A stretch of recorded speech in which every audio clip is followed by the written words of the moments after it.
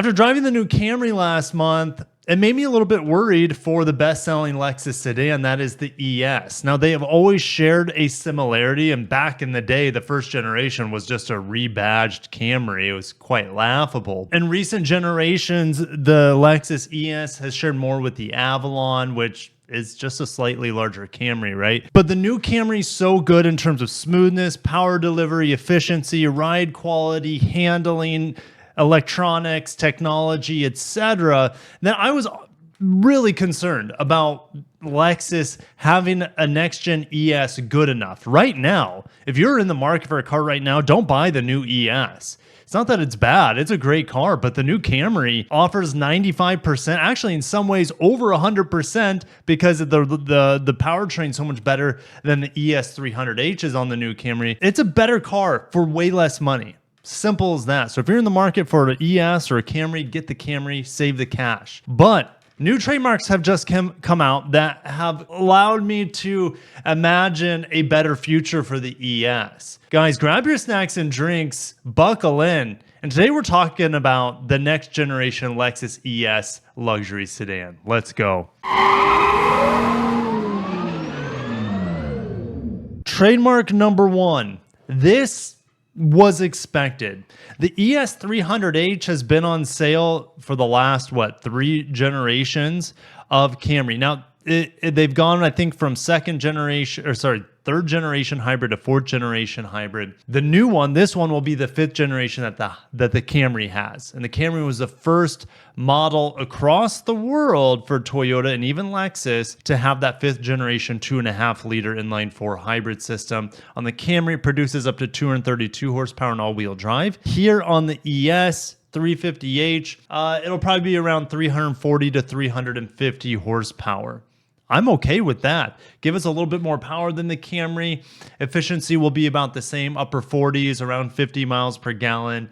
If you get base 18-inch wheels, something like that. But this is it for hybridized trademarks for the ES. There's no 500H, for example, like we see on the RX with the F Sport Performance. So you're not going to have a 2.4 turbo hybrid with 360 horsepower that you see on the RX 500H. I thought that they were going to do it. It made sense to me to have an ES 500H F Sport Performance. It doesn't mean that it's not coming out, but based off the trademarks, which have been pretty accurate in the past, does not look like we'll have any other hybrid for the ES other than this. Now, it makes sense that the Camry going fully hybrid, that the ES will also be fully electrified. So don't actually expect the V6 to reprise. I mean, no one was expecting that because the RX killed the V6, for example. The TX only has a V6 and a plug-in hybrid. It's not coming. What about the 2.4 turbo non-hybrid? They could still offer that because ES 350 is still,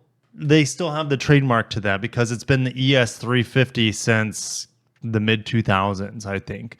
So the ES 350, it could still come. I wouldn't be surprised though if Lexus fully electrifies the ES. If the Camry goes fully electrified, why wouldn't the Lexus sibling in some ways the ES? All right. What about the next trademark here? And before we go too far down the rabbit hole here, keep in mind that I will discuss start of production and availability for the new ES at the end. So stay tuned for that. All right, so ES 350, this looks like this same trademark, but instead of an H, which denotes hybrid, this is an E. Lexus only uses E for just a few vehicles at this point in time. The UX 300E, which we don't get here in the United States, and the RZ 300E, which just came out a year after the RZ 450E. And E stands for fully electric, battery electric vehicle. We are going to have, ladies and gentlemen, a fully battery electric Lexus ES in the lineup. We'll talk about what kind of power to expect from there because it's a little bit trickier than their hybrids. But here's another one. Not only do we have a 350 fully electric ES, now we have a 500 ES. ES 500. Guys, let that sink in. ES 500, IS 500, RX 500. When we see 500 in a Lexus model, LS 500, it means it's packing a ton of power. And this is a performance model, 100%. Who would have thought we would have a legit ES Performance model. This is not an ESF. Think of it probably as an F-Sport Performance model, but still ES 500E. So now you have two different electrified powertrains. When the RZ came out, it was just one, the 450E. Now they came out with the 300E, right? The front wheel drive model. That's it. 350H, 350E, 500E. Will Lexus put the fully electric onto a different platform? The answer is no. They will just be able to, with their new technology, they've been shrinking everything. So they're able to better electrify their TNGA-K platform for dual production of gas models and electrified models. All right. So, of course, I've been working on a spreadsheet for a while here, and I've updated it. Okay. This was originally a TZ and BZ5X spreadsheet, and the TZ, just keep in mind, I have trademark for TZ somewhere around here. There's HZ, there's TZ. So we'll talk about those vehicles here in a little bit. But going back to the spreadsheet here, I updated this stack down here, this blue gradient for electrified models. All right. We're going to start with the 300E. We know that the UX 300E and now the RZ 300E has a front wheel drive, 200-ish horsepower front motor. Okay.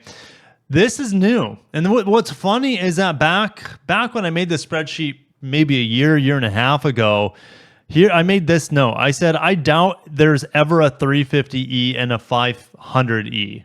And now we have trademarks for it. They're almost certain to come. And here I am laughing now in the future.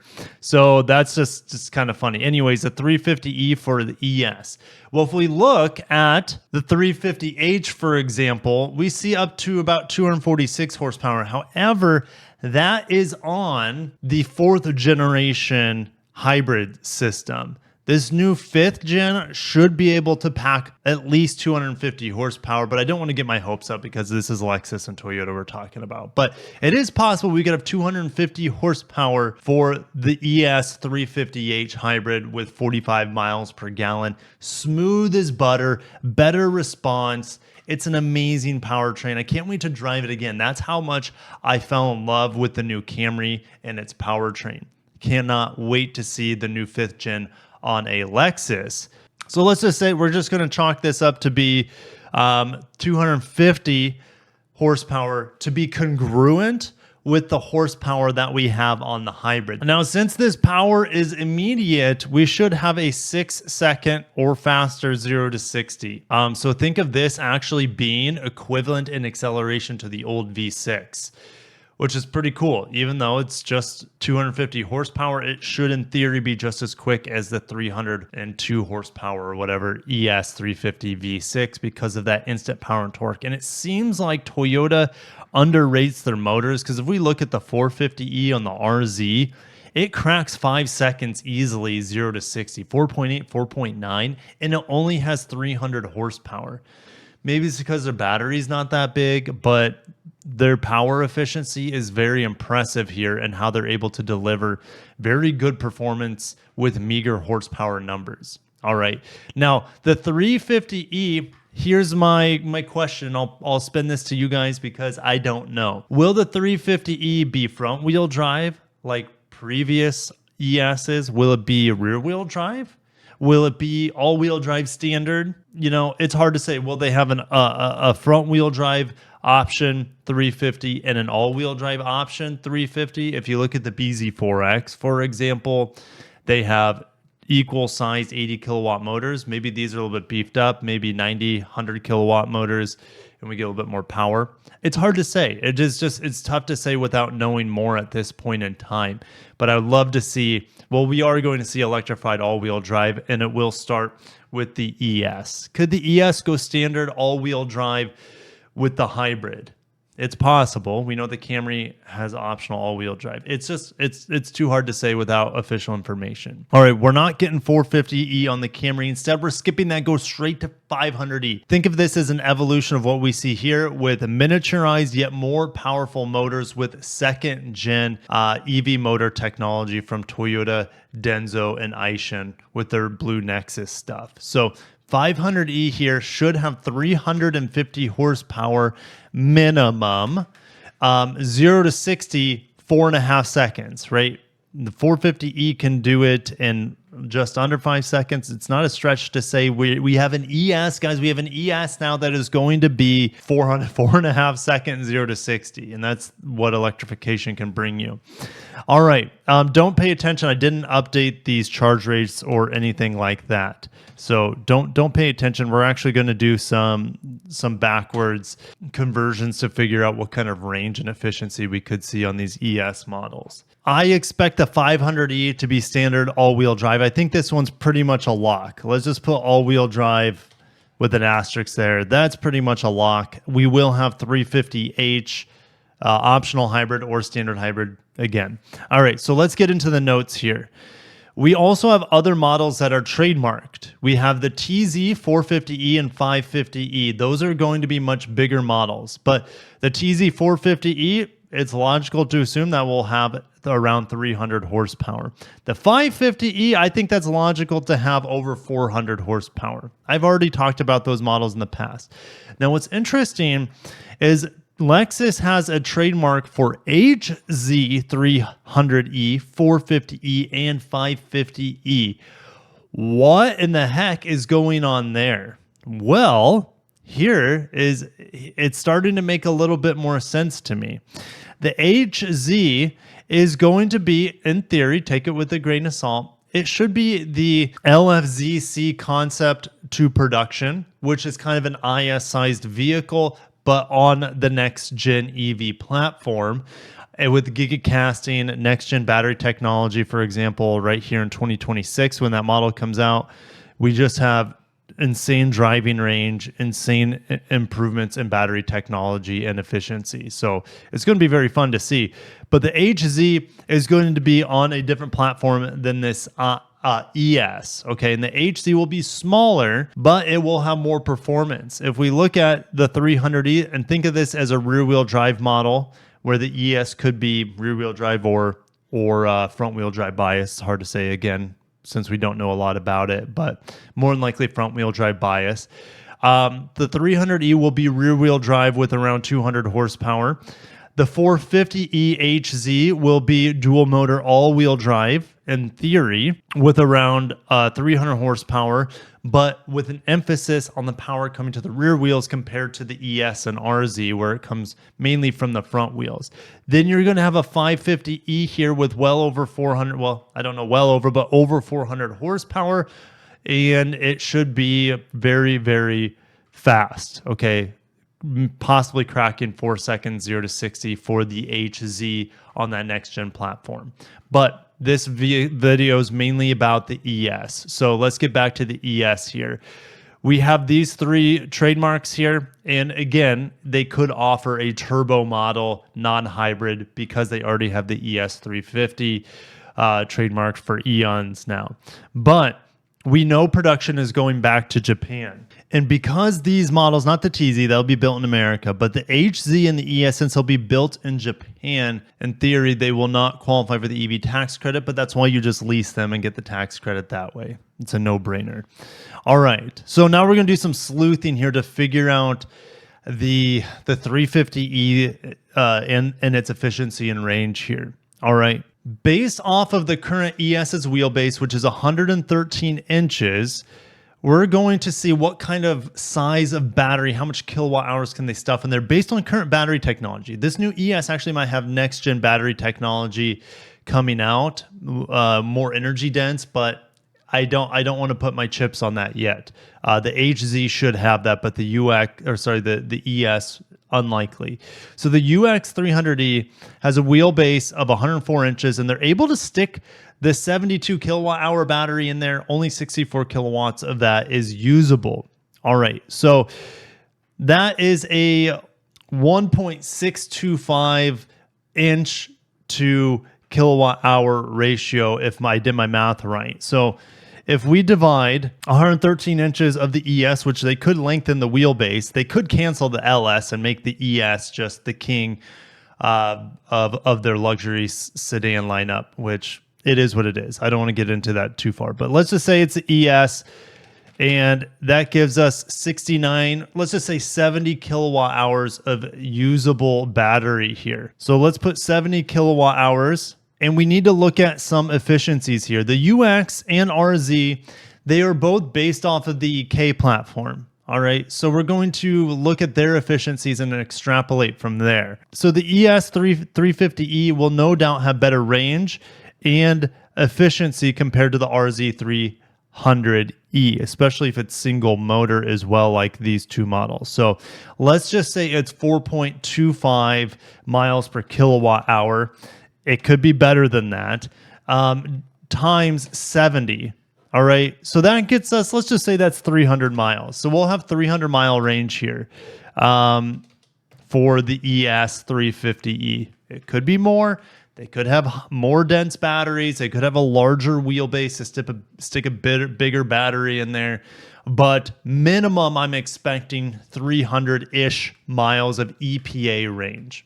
Okay, that's not a bad place. That's not a bad place to be. If we look at the BMW eDrive 40, it's 295 miles of range, and that has 335 horsepower and 389 pound-feet of torque.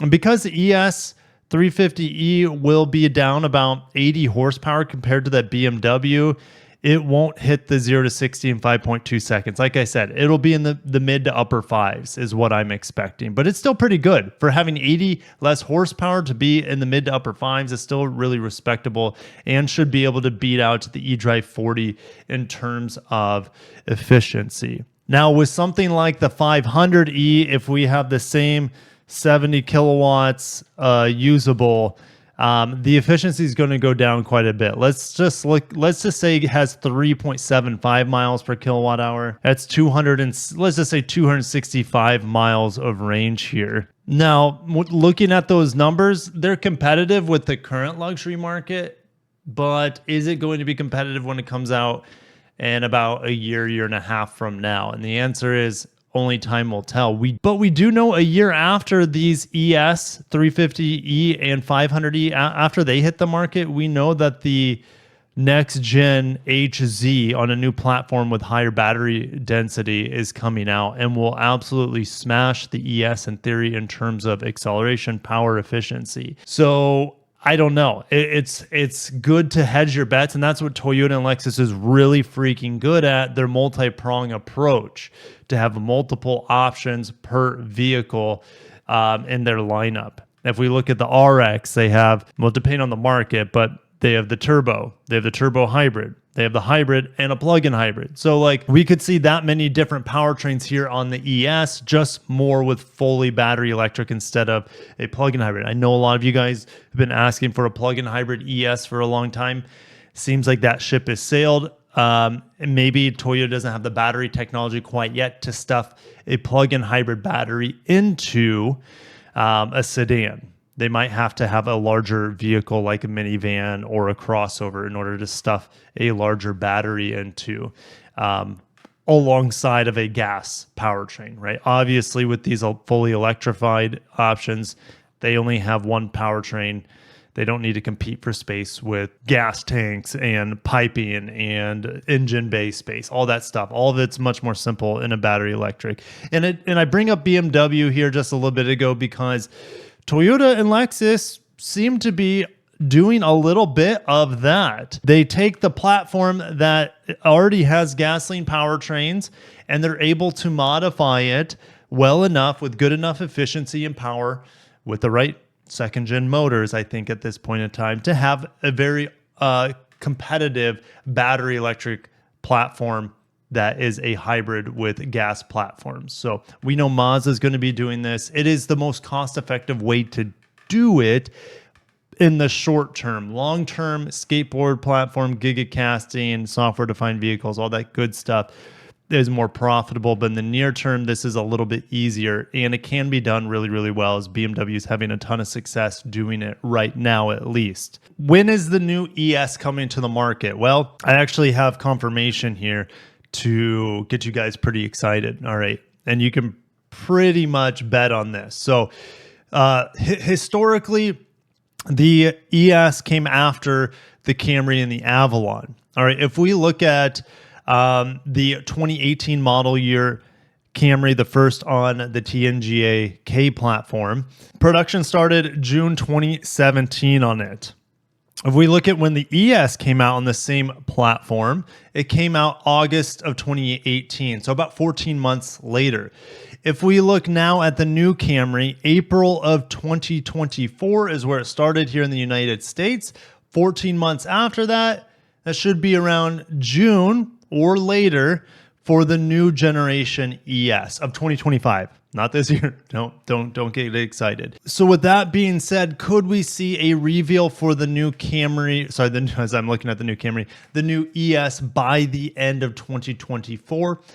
Of course, I'd say it's a 50-50 shot. Of course, I would like to see the new generation revealed by the end of 2024 to generate hype for the 2025 model years, or should I say calendar year. So think about it that way. Now, I've also confirmed with one of my sources. I'm just going to double check here. One of my sources that knows a lot about the Kentucky plant, they said that production for the ES, it goes back to Japan mid-2025, and that lines up with my timelines that we just talked about here, which I said June of 2025. And then my source also said starting in February of April of 2025, Lexus team members, so the people there that build Lexus cars, the ES, the Lexus production team members, they will be used for the staff of the battery pack assembly line there in Kentucky, where they'll be building the 3-row EV crossover of the Toyota and Lexus models. The TZ should be built there. The Highlander or the BZ5X electric 3-row should be built there. And possibly the Subaru 3-row. And maybe Subaru just kills the Ascent and comes out with that 3-row EV. Remember, Toyota also has an additional 3-row crossover coming out of the Indiana plant, I think in 2028. So just a couple years after the 3-row EV comes out in the Kentucky plant. So it's probably going to be a battery electric Grand Highlander, something really, really big. I've watched my other videos on that, but there you have it. New ES coming out 2025, sometime in the summer, more than likely. We're going to have at least a all-wheel drive hybrid powertrain with around 250 horsepower. You'll have a fully electric front-wheel drive or rear-wheel drive 350e with around 300 miles of range, if not more. 0 to 60 under 6 seconds. You'll have a 500e. This will probably be the F Sport Performance model with 350 horsepower and 0 to 60 around 4.5 seconds with around 260, 270 miles of range. That can all change, but that's just based off of my estimations on what we currently have in Toyota and Lexus lineup for EVs. Are you sad about no trademarks for a plug-in hybrid? It could come in the future depending on the market. So don't rule that out, but that might not come maybe until they have solid state batteries. But when Toyota and Lexus have solid state batteries, Lexus might be fully electric by then. So there's just so many variables we got to work through. 5th gen hybrid and 2 different BEVs seem to be as solid as gospel. It's going to be very, very fun to see the announcement maybe by the end of this year, early next year. My daughters are fighting right now, so I need to wrap this up. In the meantime, just buy a Camry if you're in the market for a Toyota or Lexus efficient sedan. I'll catch you in the next one. Have a great day and peace.